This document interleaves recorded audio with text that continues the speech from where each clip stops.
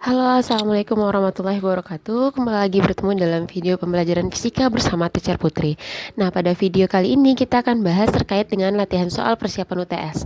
Pasti adik-adik semua sedang dalam persiapan menjelang UTS ya. Nah, latihan soal ini adalah untuk kelas 10 ya, kelas 10 SMA atau SMK.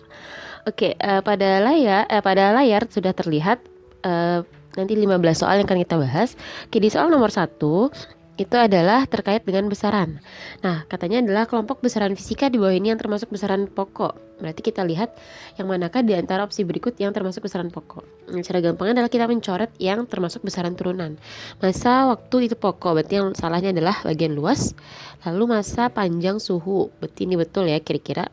Masa waktu frekuensi itu bukan besaran pokok, berarti kita coret lagi. Masa panjang luas juga bukan besaran pokok. Masa suhu frekuensi bukan besaran pokok lagi frekuensi ya, maka dapat diketahui bahwa jawabannya adalah yang poin B. Nah, kita bahas soal nomor 2. Nomor 2 katanya besaran fisika yang termasuk besaran turunan. Berarti carilah yang termasuk besaran turunan. Maka semua yang besaran pokok itu pasti salah. Masa benda itu besaran pokok, berarti dia salah. Berat benda itu besaran turunan. Waktu itu pokok. Panjang itu adalah besaran pokok. Suhu juga besaran pokok. Maka jawabannya adalah B.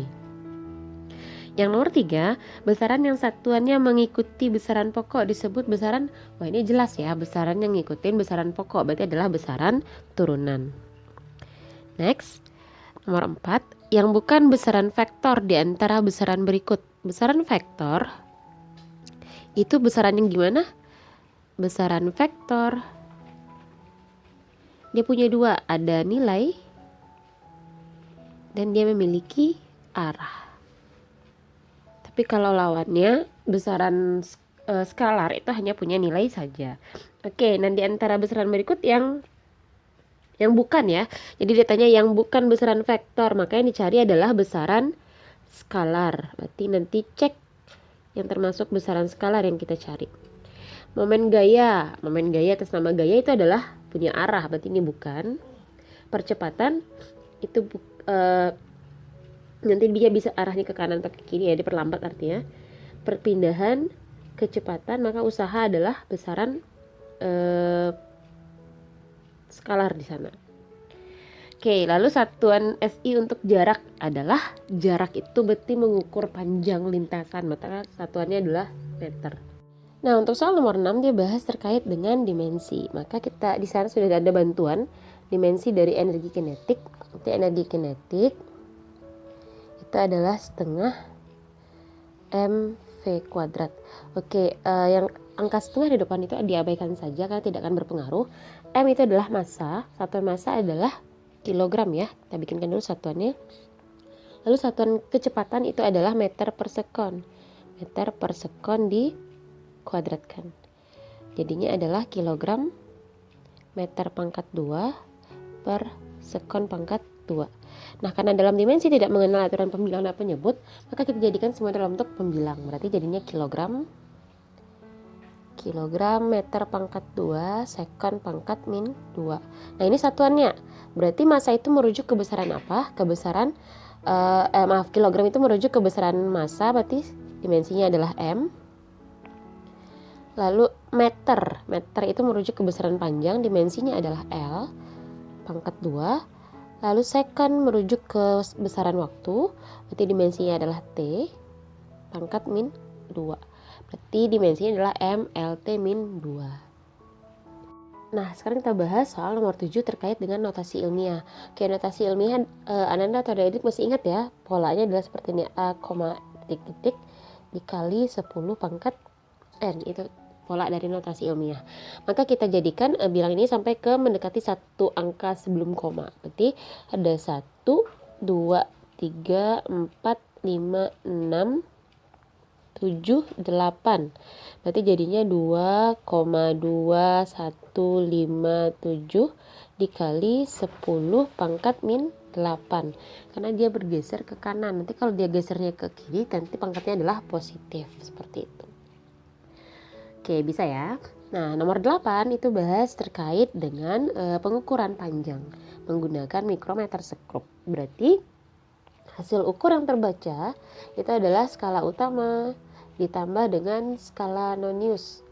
Nah, batasan dari skala utama di sana adalah batas garis ini, di batas pembacaan SU. Berarti yang terbaca adalah ini angka 2, ada setengahnya, berarti adalah 2,5. 2,5. Maaf, ini satuannya milimeter ya, itu salah, satuan di sini milimeter.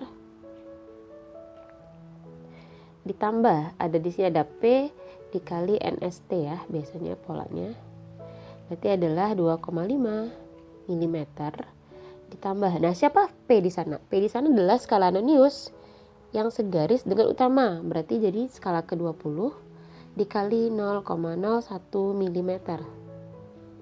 Nah, jadinya adalah 2,5 mm ditambah 0,20 mm. Berarti hasilnya adalah 2,70 mm.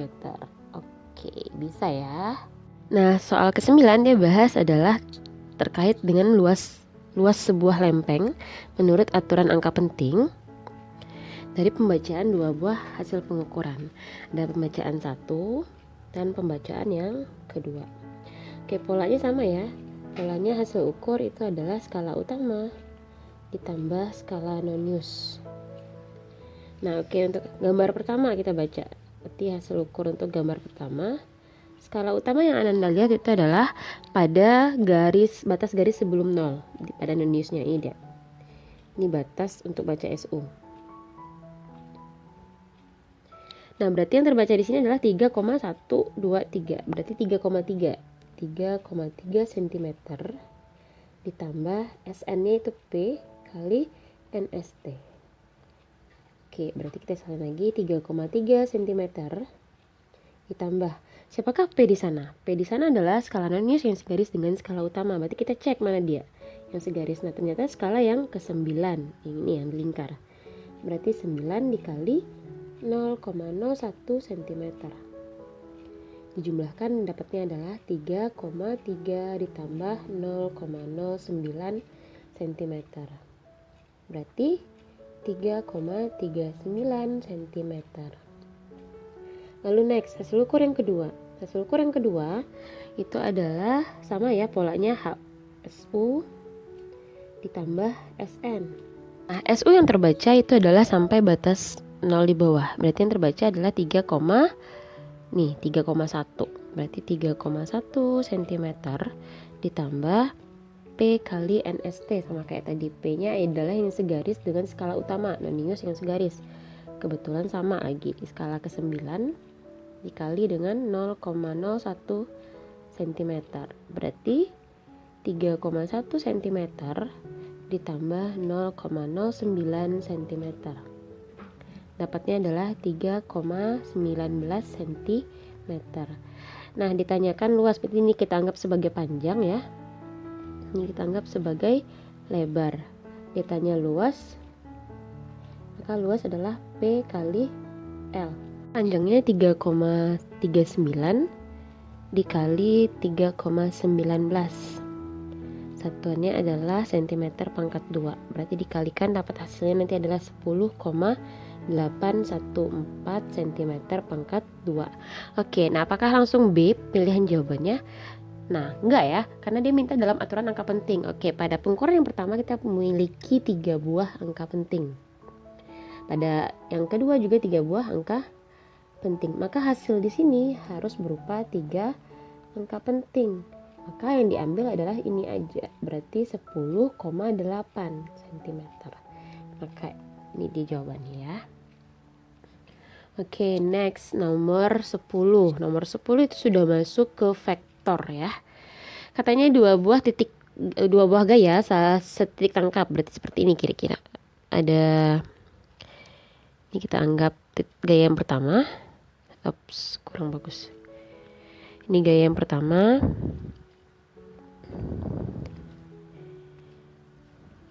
Eh, 12 Newton. Kita anggap F1 ini. Lalu ada di sini F2 5 Newton. Ini titik tangkapnya. Maka ditanyakan berapa resultannya katanya. Oke, berarti resultannya bisa kita hitung ya dengan seperti ini.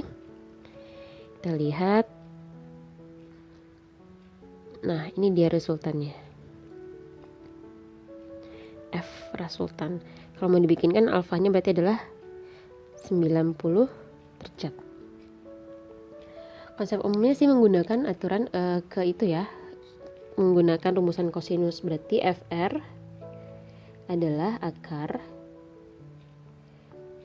F1 kuadrat ditambah F2 kuadrat ditambah 2F1 F2 cos alfa. Nah, berhubung karena alfanya adalah 90 derajat dan cos 90 derajat itu adalah 0, maka bagian yang terakhirnya itu kita abaikan di sini. Nah, maka jadinya adalah dengan cara Pitagoras berarti ya. Berarti FR sama dengan akar F1 kuadrat ditambah F2 kuadrat. Nah, sebenarnya 5, 12 ini adalah triple Pitagoras ya. Berapakah angka triple Pitagorasnya? Pitagoras. Berarti biasanya adalah 13. Nah, kalau mau diuji boleh juga ya kita uji. Berarti FR-nya disambung ya yang tadi ke sini adalah akar 12 kuadrat ditambah 5 kuadrat.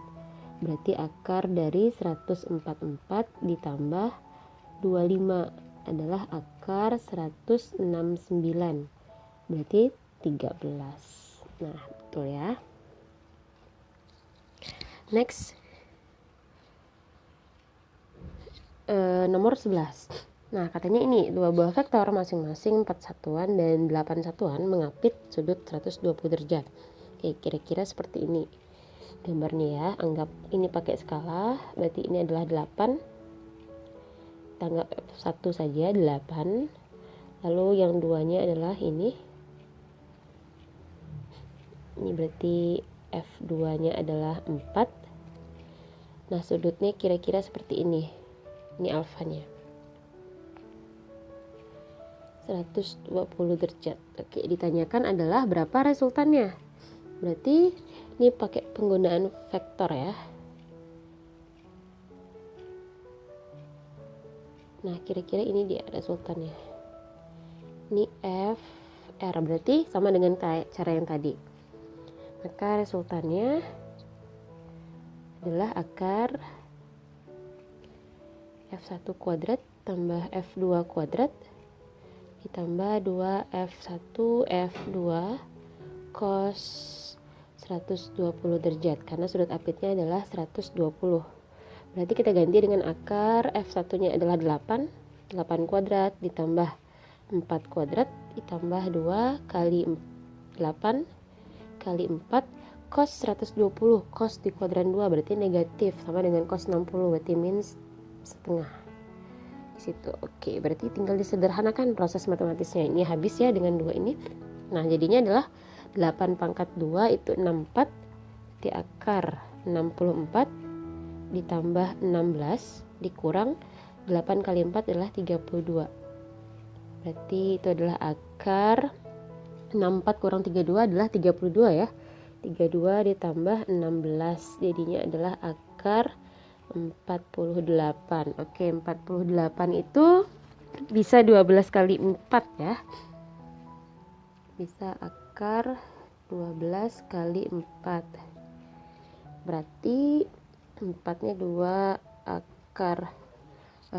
Ini bisa 2 akar 12. 12 ini masih bisa 4 kali 3 ya. Ini 2 akar 3 kali 4. Berarti adalah 4 akar 3 satuan. Oke, berarti B. Nah, kita masuk untuk nomor soal 12. Pada 12 itu adalah dia bahas tentang aturan jumlah menurut angka penting. Berarti 21,3776 dijumlahkan dengan 3,887. Nah, hasil akhirnya adalah 6. 7, 7, 14, 1, 16, 1, 12, 1, 5, 2. 25,2646. Berarti nah ini pakai aturan angka taksiran. Berarti kalau untuk jumlah dan selisih cuma boleh punya satu angka taksiran ya. Nah di sini 6 adalah angka taksiran, 7 juga angka taksiran. Berarti 25,264 itu cuma boleh punya satu angka taksiran. Berarti kita bikinnya sampai di sini. Nah karena setelah 2 itu angka 6, maka besar daripada 5, maka kita pakai pembulatan aturan ke atas. Berarti 25,3 cm. Oke, nomor 13, seseorang bergerak dari O ke C menempuh rute OBC. Jika OB adalah 60 dan BC adalah 40, tentukan perpindahan. Berarti perpindahannya hanya dari titik A ke C. Titik O ke C. Ini dia perpindahannya. Nah, berarti yang kita cari adalah OC ya. Maka OC di sana itu adalah OB ditambah BC. Nah, oke. Dari O ke B kita anggap ke kanan. Berarti perpindahannya adalah besaran vektor. Maka OB 60 ditambah BC-nya karena dia berbalik arah. Berarti ini O ke B-nya ini arahnya. Lalu BC-nya balik ke belakang. Berbeda panahnya. Ditambah negatif min 40. Berarti jadinya adalah 60 dikurang 40. Hasilnya adalah 20. Nah, itu dia perpindahannya. Nah, sekarang kita masuk pada soal nomor 14. Soal nomor 14 sudah termasuk dalam indikator kinematika gerak ya. Oke, katanya sebuah mobil bergerak di jalan lurus beraturan dengan kecepatan tetap 18 km per jam. V-nya adalah 18 km per jam. Nah, ini satuannya belum SI dan juga nanti dalam opsi jawaban dalam meter. Berarti kita harus konversikan dulu. Dari kilometer ke meter berarti 18.000 meter dibagi dari jam konversikan ke sekon atau detik. 1 jam adalah 3.600 detik, berarti 3.600 sekon. Nah, tinggal disederhanakan ya. Berarti ini 18 dengan 36 itu bisa 2 ya. Ini 1, ini 2. Jadinya adalah 10 per 2 meter per sekon atau 5 meter per sekon. Nah, itu dia. Jarak yang ditempuh dalam waktu 50 detik. Berarti T-nya adalah 10 detik. 10 sekon. Yang ditanya adalah jarak. Nah, dari kalau lupa persamaan bisa kita lihat dari satuan ya, meter per sekon. Berarti V itu adalah jarak per waktu. Sehingga kalau jaraknya adalah V kali T. Berarti V-nya 5 meter per sekon dikali 10 sekon. Berarti sekonnya habis. Jadinya adalah 50 meter. Nah, itu. Next, yang terakhir. Berarti ini. Martin berangkat dari ke Bandung pukul 7.30. Berarti jalannya pukul 7. Wip. Tibanya pukul 10 WIB. Berarti lama di jalannya T-nya adalah 3 jam ya. 3 jam. Nah, jika jarak Bandung-Jakarta adalah 240, berarti jaraknya 240 km. Maka laju rata-rata mobil ditanyakan adalah V. Berarti V rata-ratanya sama dengan jarak per waktu. Berarti 240 km per 3 jam. Jadinya adalah 80 km per jam. Oke, itu ya kira-kira pembahasan soal persiapan UTS-nya. Oke, see you on the next video.